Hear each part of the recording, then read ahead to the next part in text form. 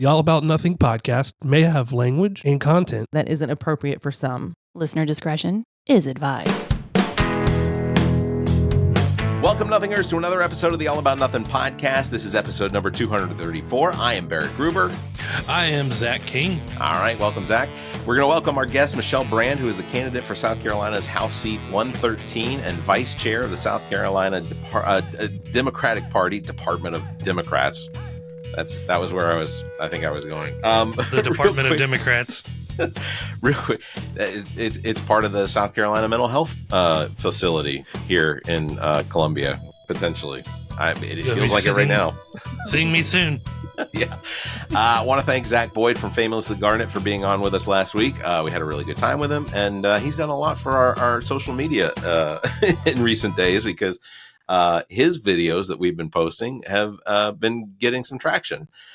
In fact, there has been a request on social media to do a series with Famously Garnet specifically about everything, all of the tea that was spilled, that could be spilled about Will Muschamp's time as the South Carolina head coach. That old so-and-so. Yeah, I'd love to see about that. That would be fun. I'm thinking a 3-part series with Garnet, Famously Garnet. I would love to go around town and just be like, what did Will Muschamp do to you? And he kicked my dog. Yep. Came right out of there and just kicked him. Yeah, what did he do? He left me a $2 tip on a $55 bill. All right, yeah, there he is. He Muschamp you. So I want to... I got champed.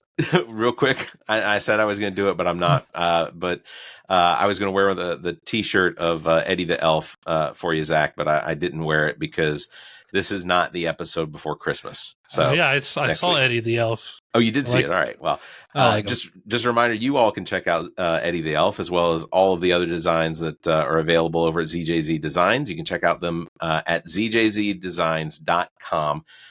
Bunch of sweaters, T-shirts, gift ideas, again, featuring Eddie the Elf. That you can find over there at their website. Also, want to remind everybody, Everplay Sports and Social, the Tuesday bowling sign up for Bolero is going to end on register. You can register by December 19th. You want to do that because this league is definitely going to sell out. Our team, Bowl of Duty, will be playing in the Winter League. So check that out, everplaysocial.com. All right. This week, we are thrilled to welcome back someone who's no stranger to the podcast, Michelle Brandt, the third vice chair of the South Carolina Democratic Party, who is now running for South Carolina's House of Representatives in special election on January 21st for District 113. We first met Michelle back in August of 2023 at the Greenwood County Democratic Party breakfast, where we had the pleasure of connecting with her alongside Bill Kimmler and Dr. Jamil Brooks, hosts of Black, White, and Blue in the South. Her passion for public service and dedication to South Carolina's future were evident then, and they're even more inspiring today as she takes on the exciting new challenge of running for State House Representative. So we're going to join. We're going to welcome Michelle to the show. Michelle, thank you for being here with us. We're very excited to have you as an actual guest, not just Bill saying, "Barrett, sit next to Michelle." I'm glad you noticed that because I was like, oh, I had more to say. It's okay. It's all good. I'm glad I'm here now as an official guest. That's right. We, there were, I guess, let's see. You have been the vice chair since May, correct? Or since April of 2022. May of 2022. Mm-hmm. And how is that going? Well, we're coming to the end of that, but it has been an exciting term. I'll say when I ran, I didn't know or even think in my head about the presidential election. I didn't know about the DNC. I mean, I was aware that was something that happened, but I didn't know like how big of a deal it was to be in my position in such a interesting time in politics, especially in South Carolina. So the position has warranted me like a lot of opportunity I don't think I would have had otherwise. So It's been cool. And it's also been rough. Being in leadership, you get blamed for everything. But I just try to do my part and show my receipts. Like I've been out here trying to do some stuff. Yeah. So just so you know, none of those emails that I sent that sounded angry were directed at you. Okay. Okay. So here's the thing about Crystal, and I adore her. I do. but her name isn't spelled Crystal. It's spelled Christale. And every time I talked to her, she never corrected me. So for months, Oh, wow. like I'd hear her introduced and not pay any attention to it. I would just be like, "Oh, Crystal Spain," and then I'm literally talking somewhere, and Matt pokes me in the shoulder, and he goes, "Hey, it's Crystal, not Christale." I was like, "Why didn't she correct me?" Oh, she's much more patient than I am. I would have corrected you the first time. Absolutely. So you made the decision to run for the special election. Why is this seat open? So Marvin Pendarvis, he had the seat previously, and he got into some legal trouble and ended up resigning. He held a press conference in October, but he officially resigned November 7th. So it's open, and I'm running for it. Well, there's a decent possibility that the House seat for my district is going to be open because I'm represented by R.J. May. Okay. Who is also in some legal trouble. Okay. Just a little. Yeah. Just a little His house was raided by the FBI and the Homeland Security Investigations Group for potential child endangerment. Which, seems not to accuse anybody or make any unwarranted allegations, but seems to be an issue with the Freedom Caucus. Anyway, that is my opinion.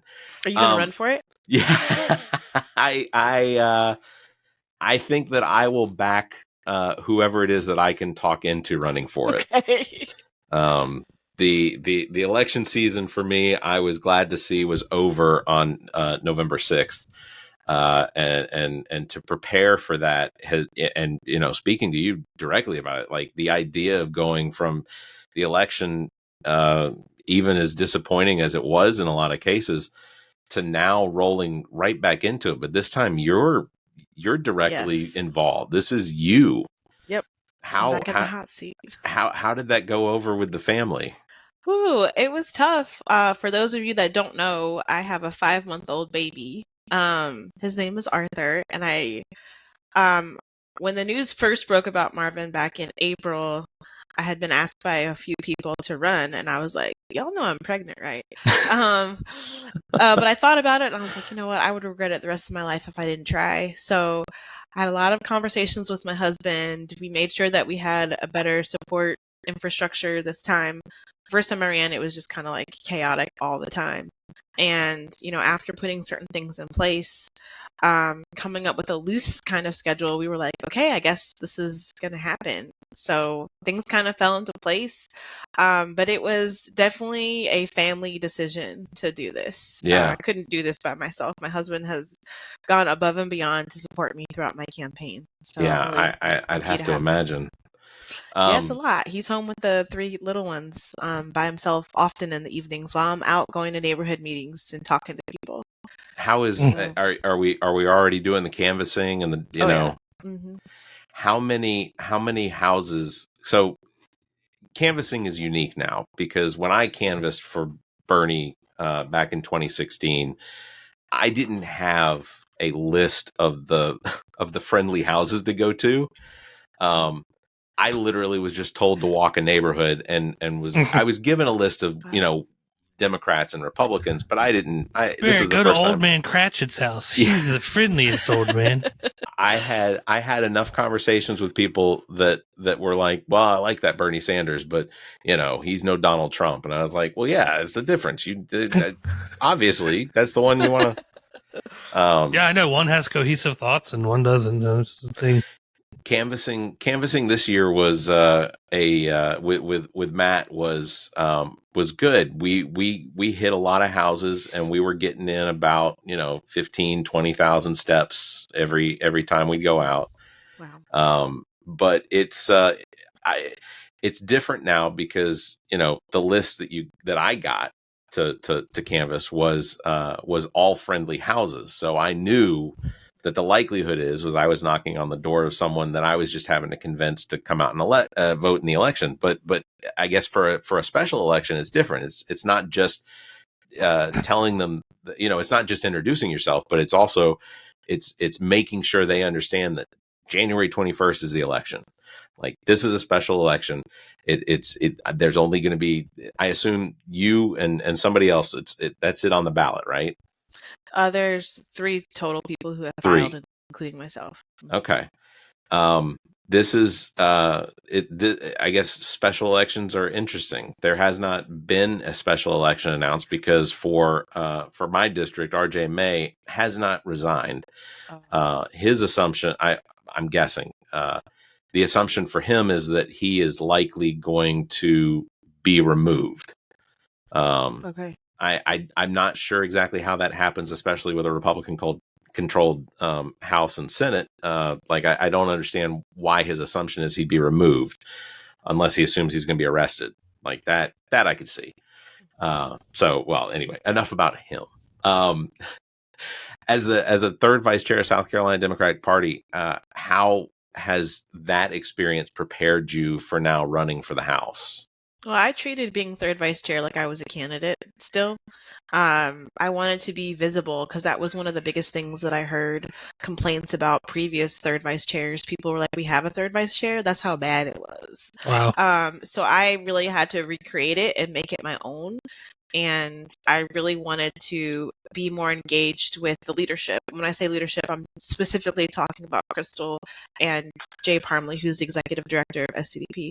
So Jay's fantastic. Yeah, he is fantastic. So I made sure that I was always in the emails.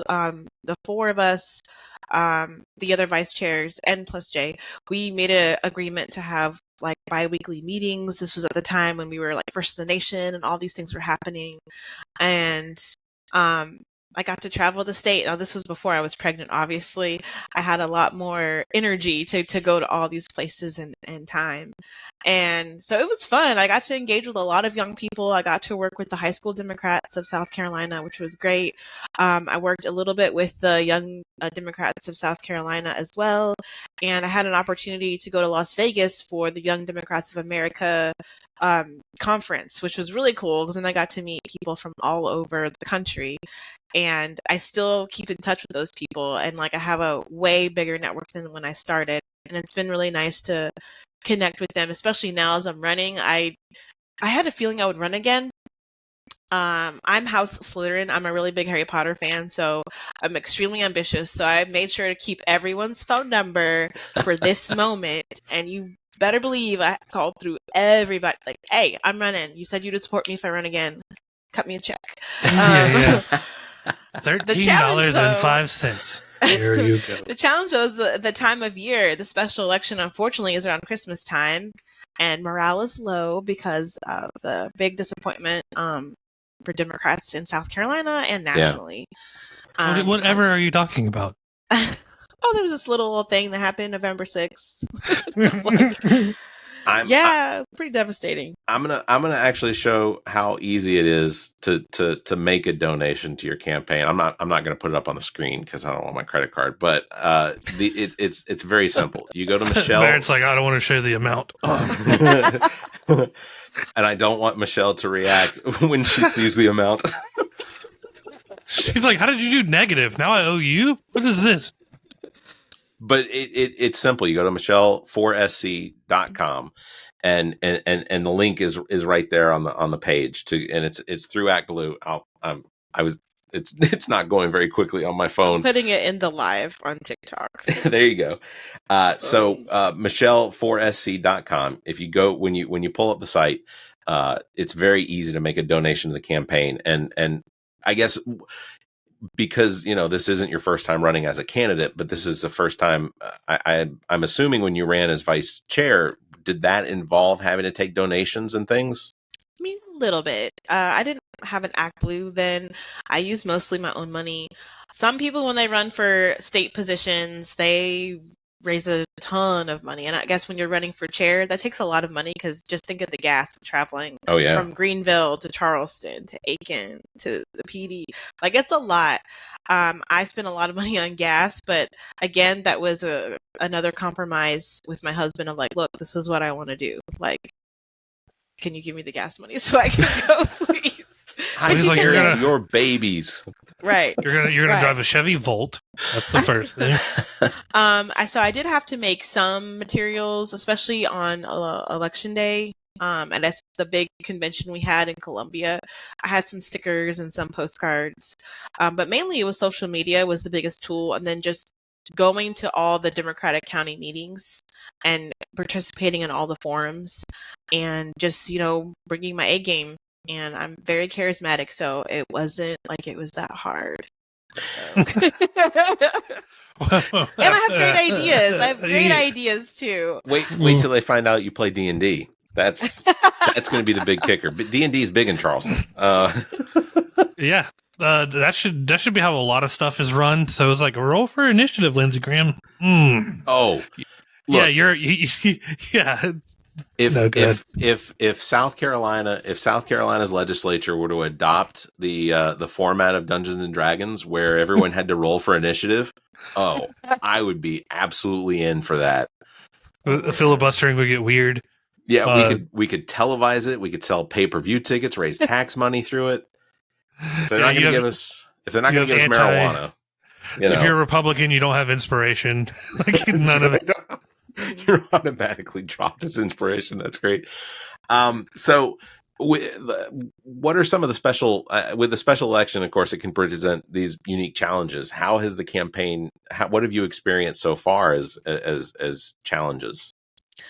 Well, this is my second time technically running in a primary specifically. So if you want to count running for office for SCDP vice chair, I had run against two other people. And the challenge is, people know people, people talk, people pick sides. And so as you can assume, I've made a lot of friendships, especially in Charleston where I live, North Charleston as well, with people in the Democratic Party. And one of the biggest challenges for me is just some people that you think are going to be supporters are not, just because they've known someone else longer or for whatever reasons they have. It can be kind of gut wrenching. It can hurt a little bit, but it's only made me stronger. And I'm just like, okay, like that's okay. Like so and so is supporting them, but guess what? I have all these people over here. And with my experience with Planned Parenthood, I was a community organizer with them. All of those volunteers, those amazing, phenomenal volunteers, like all those people are now helping me. So like I have built a pretty good infrastructure, which has definitely helped me have a much stronger ground game.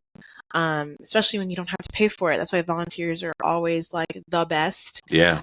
Because it takes a lot of money to run a good campaign. I know that people don't like talking about money, but that's just, it is what it is. Like you have to be able to get money to get your message out there, either through mailers, social media ads, paying canvassers, because I literally could not knock on all 20,000 doors in my district. But that's what it takes. And so every little bit counts, every volunteer, every dollar raised, it all adds up in the end. And I'm really fortunate to have a really great team help me get me to a win. So the special election in January, is that the primary? Mm-hmm. Okay. So no Republicans have filed to run in House District 113. So whoever wins the primary wins the seat, essentially. Gotcha. We'll still have a general election on March 21st or 25th. Okay. But essentially, whoever wins the primary wins the seat. So this is extremely competitive, and it's very common in safe blue districts to have super competitive primaries, and then the generals, like, no one's really paying attention. So yeah, it's been tough. I have really steep competition, but I'm a fierce competitor. I'm an Emerge alum. I know what I'm doing. This is my second time running for the State House. Nothing really surprises me anymore. So I'm just like rolling with everything. And it's been great getting out there and talking to the people of North Charleston. The weather's been all right for the getting out there too. For the most part. Last weekend was extremely chilly, but I made the most of it and I had great connections. And what I've been finding as I'm knocking on doors, and I'm knocking on hardcore Democrats, people that they show up in special elections. Yeah. Because we just had one for Senator Dion Tedder for Senate District 42, which overlaps with my State House district. And even those folks were like, there's a special election. And I'm like, yes, there is. Vote for me, please. They're like, okay, well, you're the first one at my door. And I'm like, yes. So it's just making sure they get out to the polls is the trick. Yeah. I have some interesting news developing right now. Our live contains themes that some may find uncomfortable and has been restricted. Reason: regulated goods content. What? I don't know what that means. I just put my website in the chat. Did I break it? I just put my website in the chat. That's all I did. I don't think you broke it. I don't think so. I mean, so here's the thing. It's still running on my screen. So it's running on mine too. Yeah. It may have been a weird Your live's warning. not eligible for recommendation and restricted in search results. Okay. So it's still running. It'll just come up on people that are following us. So yes, you two are the 2 viewers right now. Yeah. We had 16 at one time, and then that happened, and done. My mom sent us a rose. Hey, that's nice. That's nice. I don't know what it does, but thanks, Mom. Give her a shout out. So, most importantly, as far as being the representative for Charleston, District 113, what are the issues that you're finding are the most important to the voters in your district? Lack of childcare is huge. Affordable and accessible childcare is a big problem. I am a member of the Charleston Metro Chamber of Commerce, and they are finally taking on childcare as a part of their campaign. They're calling it dependent care, which I think is even better because there are people who take care of elderly loved ones. Yeah. Who need help. I mean, elderly care is also very expensive. And then that all other forms of care in between for people that might have unique disabilities as well. So I think keeping that jargon together when it comes to like dependent care, flexible spending accounts and stuff, keeping that all kind of together, I think that's a good idea. Just keep it to dependents. Because I'm for one about to have twins. I don't know what the hell I'm supposed to do. So yeah. Congratulations. Ooh, yeah, childcare is going to be a bitch. Yeah. Can I cuss? Oh my God. Do representatives cuss? Okay. Here's you've been on the floor of the House. Like I've been in there. I've been in there when and this was years and years ago, but like 5 years ago. But like I've been on the House floor where I think I heard the F word among some of the most elderly individuals representing some of the most highfalutin areas of Columbia, South Carolina. So yeah, if you can cuss on the floor of the South Carolina House, you can cuss on our podcast. It's, okay. Also, some of those people are really dirty. Just the implications of what they said. Yeah. I would say another issue is definitely stormwater drainage. We're still the low country in North Charleston, so there's still some flooding issues there. Maintaining our roads. We're having low country rapid transit come through by like 2028. And so with that is going to bring a lot of change and just making sure that we develop really smart and strategically around that. And then affordable housing. It's my main thing. Affordable housing. I'm so glad it took the national stage in this past election. Yeah. And affordable housing is still a major issue. I'm sure it is all over South Carolina, but definitely in the Tri-County area here in Charleston, Berkeley, and Dorchester counties. And I want to fight for a renter's tax credit. Like 59% of the people that live in District 113 are renters, my family included. And when you're paying down student loan debt and you're trying to find affordable childcare, and housing is over 30% of your expenses, it can be a lot. And so many people are living paycheck to paycheck. Things are really tight and the rent is just too damn high. So I want to fight to do something about it and continue on some of the work that Representative Marvin Pendarvis was doing as well. And then gun violence is still a big problem in the Low Country. Yeah. And I know, like, I get it. We have a super majority of Republicans in the House, but I've been doing research on what some of the Republicans even want to do about it. And I think trying to find some common ground. So something I want to look into doing and passing is safe storage gun laws. Okay. Just to help prevent kids from getting access. And when I talked to North Charleston police, they were telling me that most people get access to firearms because people leave them in their unlocked cars, or they leave the weapons in their cars. And it's like, really, come on. So making sure that we have that in place. And then because gun violence is it's just a massive issue, there's so many things. Something I've been looking into is how it impacts our kids. And unfortunately, gun violence is the number one killer of children in America. Yeah. So when I talk to a few nonprofit organizations that really work focusing on kids and especially surrounding gun control, gun reform, I was told and I learned that most young kids are recruited into gangs in elementary and middle school. That's how they get them hooked. So I want to invest state money into after school programming to keep these kids occupied and off the streets. And it should be free because, like I said, most parents are working more than one job. A lot of these kids are latchkey kids. So I think having them occupied will reduce the amount of juvenile crime that's happening after school hours. So that's what I want to do. That's just a gist. But if your viewers want to know more, please check out my website at michelleforsc.com to learn more about me and what I want to do. But that's just the start. There's a lot more. So. Have any of the interactions that you've had with some of the people that you've met in the district, have those come across as some of their concerns as well? Yes. When I talk to people that obviously work and with nonprofits, they care about kids and education, not supporting the school vouchers, not supporting the privatization of schools. So we talk a lot about kids. And then when I talk to working families, when I knock on the door and it's a family that has little ones just like mine, they're like, yeah, childcare is way expensive and they want and they need the help. And then it's like a second mortgage. Pretty much. Yeah. Oh. And then I can absolutely tell you so Zach's having twins. My wife had twins. They turned 10 back in October. Oh, wow. And watch out, there's something in the water over here. We're all having twins. Y'all are having twins. I'm done having kids, so I'm you good. say that, but you're young. You're young. No. You know what? Twins. We bless you with twins.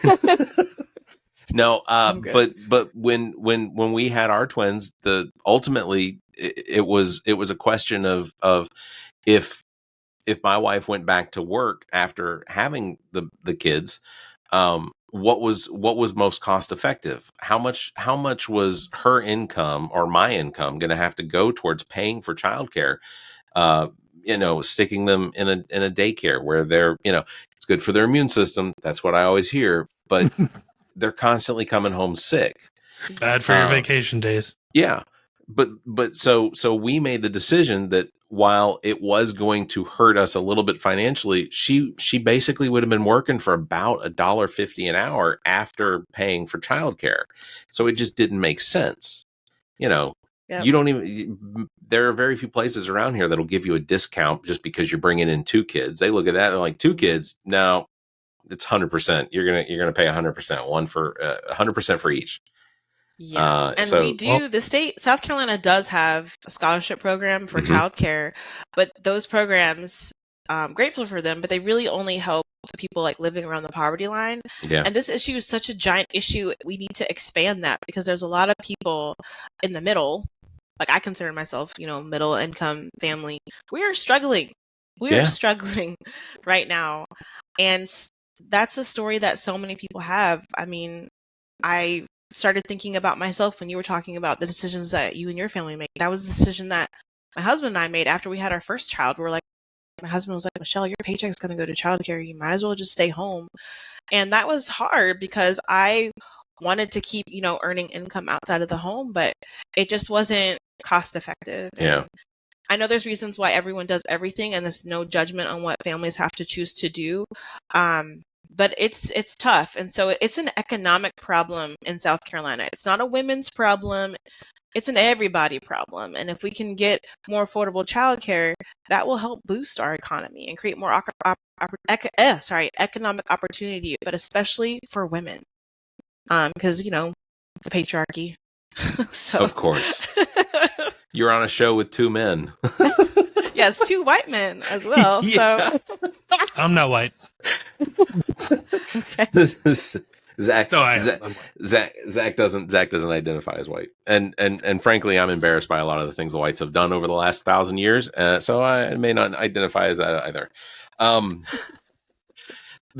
guess one of the most difficult things about running an election is in meeting with some of your constituents, and you already mentioned it, as far as having the potential that you're gonna campaign to someone who already knows one of the other individuals that's running, in that situation, because these are people you probably know. I assume you've had interactions with them.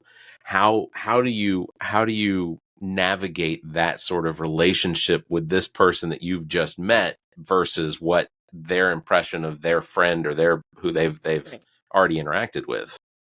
Well, I always love to talk about myself and my accomplishments, and then I try to differentiate myself from the others without naming them. Sure. You're not going to catch me saying nobody else's name on this podcast today. Google is free, so That's right. enjoy. But I try to point out the differences. I mean, I am a very strong Democrat. People have seen me out here working. I am extremely visible.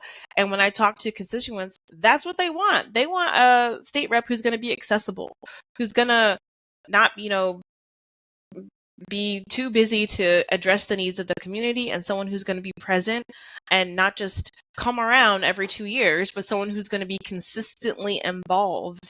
And I have maintained that ever since I ran for office the first time. Like, even though I lost, I still showed up. And then I got involved in the party even more, became a third vice chair, and I'm still out here advocating for the issues I believe in. When I decided that I was ready to enter the workforce, I wanted to work for an organization that I felt aligned with my beliefs, and that's why I did work for Planned Parenthood South Atlantic. And I just feel like my record will speak for itself. I mean, I can't change anyone's mind that's like, hard, steadfast, but there are a lot of people, I think, that I have been able to reach through. If anything, I had a conversation with a very prominent person in the district, and he told me he was leaning towards someone else. And then once I told him what I was about, he was like, wow, I didn't realize there were at least 2 great candidates in this. I'm like, yes, sir. Yes. Remember Michelle Brandt. This is not going to be easy for you. Put my name on your mouth. I'm here. Yes.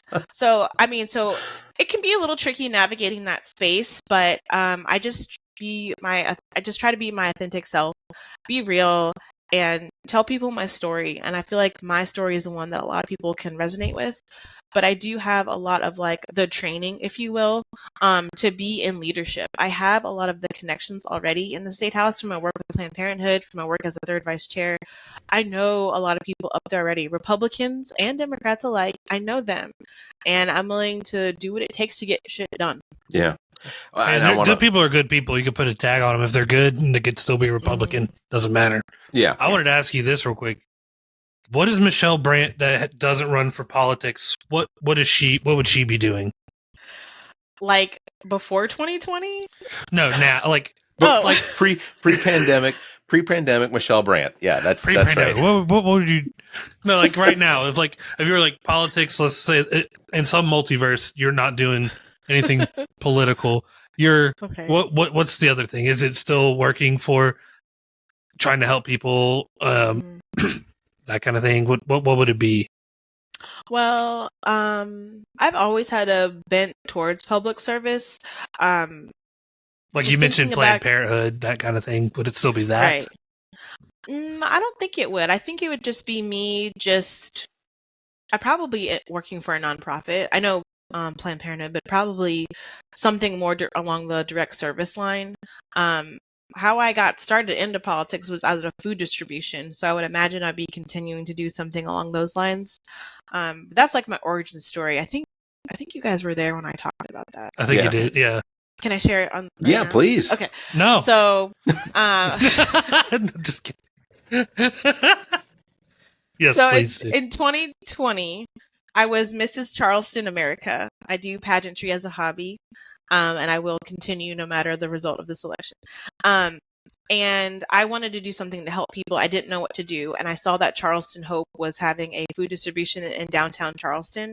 So I volunteered, and I met a lot of people that day. It was so hot. And there was this one man on a bicycle who wouldn't take some of the food because he didn't have a refrigerator. And like, that was like, obviously I know that houseless people live without basic needs, but just something in that moment, I was just like, what?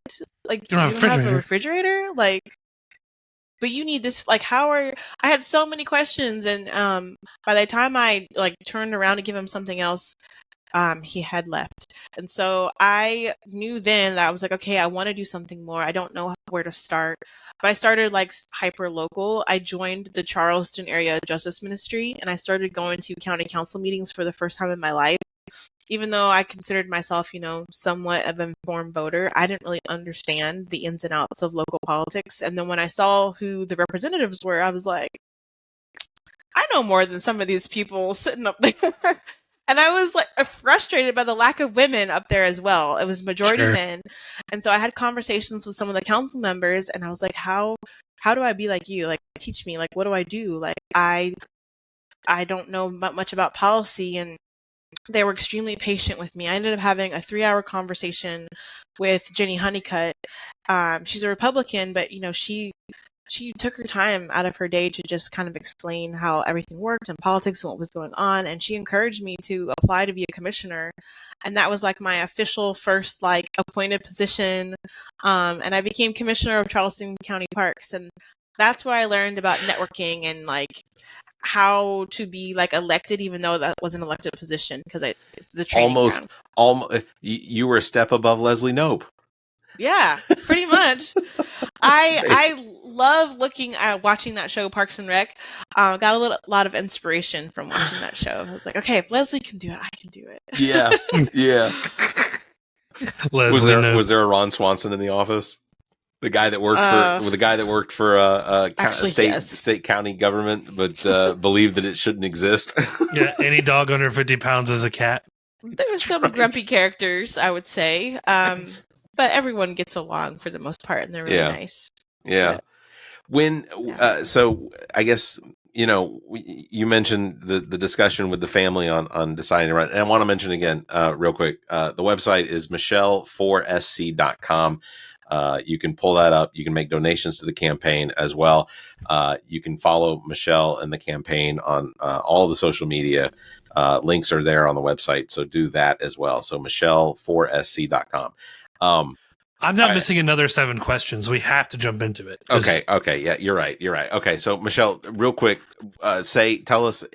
We're gonna throw 7 questions at you. Okay. Real quick. Okay. Hard sell. Why do you need to be the representative for South Carolina's House Seat 113? I need to be the representative because I have been showing up and I'm going to continue to show up. I am a strong Democrat. And also, what makes me unique is that I support other Democrats. I've helped so many others run their campaigns. I will do what I can to get other Democrats elected, especially in the more redder parts of our state. Sure. I think that this is a safe blue seat.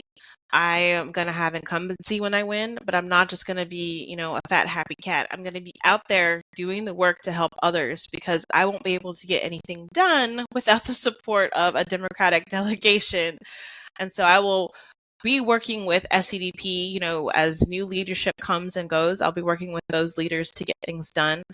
But I really have a heart for the needs of the community. I really want to see affordable housing become at the forefront, along with childcare and paid maternity leave. And I want to address the lack of OBGYNs we have in South Carolina. Like, there's so much work that needs to be done, and I have the energy and the time to do it. And that's why people should vote for me. Excellent. Michelle4sc.com. All right, Michelle, we are going to get into your 7 questions. Okay. So these are basically questions that we get to ask our guests, that every guest gets to hear them. And for some reason, none of them seem to know anything about it. It's like we surprise them. All right. First question. What was the last thing that you Googled? Bonus points if it was the All About Nothing podcast. No, I'm just kidding. I Googled, what does right to work state mean? They can fire you at any time for any reason. It's great. It's a weird play on words. They seem to have come up with this right to work. Yes, because I was like, that sounds like a good thing, but it's not. Yeah. So I wanted to make sure I understood what it meant. Yeah, what it really means is right to fire is essentially what that means. We can let you go for no reason. Yeah. All right. Just Second remember. question. If you could have one superpower, what would it be? Teleportation, because I'm always late. God, you're like the fifth person in a row. Yeah. Like everybody It's an wants amazing one. teleportation. Mm. What was yours again, Zach? Mine was flight. I just want to fly, bro. Just flight? Did you get shot down? I'm not seeking Those out some aliens will violence. scoop you up. I'm not looking for violence. I just want to fly. So when you say teleportation, are you talking like Nightcrawler teleportation, like just a short Goku's distance? instant where you can transmission. No, like Harry Potter, like Okay. apparate kind of situation. Okay. Turn into a little mist that can. Yeah. Okay. Just touch an object and go whoop, whoop, and then be there. Had to carry an old shoe. Yeah. All right. Question number 3. If your life were if your life were a movie, what would the title be? What is she gonna do next? Okay. That's good. That's good. I see sequels in the future. Absolutely. What's she gonna do now? And then Mhm. All right. Question number 4. If you could eat one food for the rest of your life, what would it be? Oh my god. Basil fried rice with chicken in it. Okay. That I sounds love good. it's fried rice and chicken. I assume that is not going to mess up my stomach. Look, I just recently found out, and this is probably more information than anybody needs, but I may have a little bit of the what is the IBS? IBS, yeah. Actually, I take it back. Tacos. 'Cause you can change that up. See, that is definitely gonna mess me up. That's a winning answer if there ever was one. So Tacos. It's all white rice and noodles from egg noodles from here on out. All right, question number 5. What is your least favorite candy and why? Candy corn because it tastes like trash. that's a bold claim when Tootsie Rolls exist, but I'd rather take Tootsie Rolls over candy corn, and it looks hard nasty. chocolate just all right.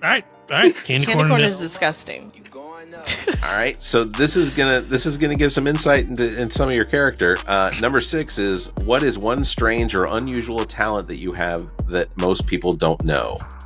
I can show you. Oh, here we go. Show and tell. Let's go. Let's go. Let's see. I can like fold my tongue. All right, let's go. Stop laughing. Okay. Okay, do it. Hold on. Give me a second. The clover thing, yeah. I can't do it. Can't do it. I'm just happy I have the chromosome to be able to go. Yeah, we're good. Look, I'm glad my tongue still extends outside of my mouth. I can do my the age, shamu. look, I don't want to scare y'all, but when you get to be my age, things stop working. And How old are you? 72. Zach, always here. I can For do the the love. Jabba the Hutt. No, I will be 46 in March. So, Oh, you're not that old. Okay. all right, here's the last of the 7 questions. If you could have dinner with any 3 people, dead or alive, who would they be? Harriet Tubman, Good. Barack Obama. Okay. Ooh, wait. I only want Okay. one Obama. You're Michelle, but not the one I know. It's hard because they're both great. Could I do the couple? The couple. We'll let you have a Leave 'em. couple. We'll All let you right. have. No, why were you, Tubman. Zach's pulling back. I had to keep it to 3. Okay, I'm trying to think of the third person. Shirley Chisholm, Barack Okay. Obama, and Harriet Tubman. Those are good. Those are okay. So Would you be eating tacos? Yes. subsection question on that one? Oh, you already said it. Would you be eating tacos? So it's tacos. All right. Tacos and rice. Well, Michelle, we know that you have to run, Yes. but I want to thank you very much for being on the podcast with us, and hopefully, come January 22nd, or I believe 22nd, we'll know that you have been elected to be the House seat, Yeah. and then when you come up to Columbia for your session, then I'll make sure that I come down there. We'll get lunch or something. So I'll take you out to lunch because I know how little you all make. So yeah, we don't make anything. I'm gonna need to find a job after I get elected. So. That's exactly. And hopefully you'll remember us as the okayest white guys. After my husband, of course. Yes. Well, you make sure to tell your husband exactly what I said. Well, Michelle, thank you very much for being on the show with Zach. Yes, thank you for being here. Links to past episodes, podcast platforms, merchandise, and social media available on our webpage, theallaboutnothing.com. If you think our financial model of giving away free content and entertainment is silly and you're in the giving mood, why not become an official Nothing? Or by supporting the show monthly, members get early access to this episode as well as exclusive content, or you can give us a one-time donation through the same link. If you'd like to be a part of the show, you can call and leave us a message, 803-672-0533. You can email the show at theallaboutnothing.com, or you can join our Discord server. Links available at theallaboutnothing.com. Thank you, everyone, for listening. You all stay safe, be kind, and keep your hands to yourself. The All About Nothing podcast is produced and engineered by me, Barrett Gruber. Thanks to Cake for our intro music, Sick of You. You can follow everything Cake the band at cakemusic.com. Thanks to Muff the producer for our outro music. You can follow Muff on Instagram at Muff the producer. I am Barrett Gruber. You can follow me on Instagram and Twitter at Barrett Gruber, or visit my linktree /Barrett Gruber. Want to support the show? Visit our webpage, theallaboutnothing.com, and become a member. There are several tiers available, including memberships that give you early access to episodes as well as exclusive content. Visit theallaboutnothing.com. To find links to our social media, merchandise, and past episodes, visit theallaboutnothing.com. If you'd like to be heard on the show, you can call and leave us a message. Dial 803-672-0533. If the time between these episodes is more than you can handle, check out our partner podcast. Zach and I host What the Pod Was That with Carrie Simmons. Visit whatthepodwasthat.com for links and details. Me takes a deep dive down the rabbit hole in episodes of Welcome to Wonderland. Available on all the podcast platforms. Visit WTWLpod.com for details. As well, you can listen to the political and social conversation between Dr. Jamela Brooks and Bill Kimmler on Black, White, and Blue in the South, available wherever you listen to podcasts. Please subscribe and share this show. If you're on YouTube, please like and hit the notification bell. Thank you for listening.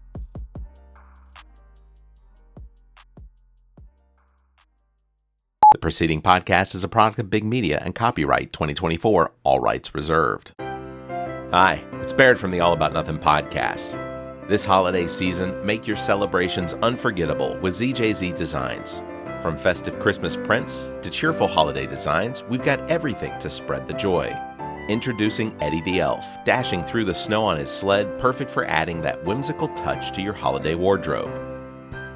Whether it's cozy sweatshirts or statement tees, find the perfect fit for everyone on your list. Ready to slay this season? Visit ZJZDesigns.com. ZJZ Designs, where style meets the holiday spirit.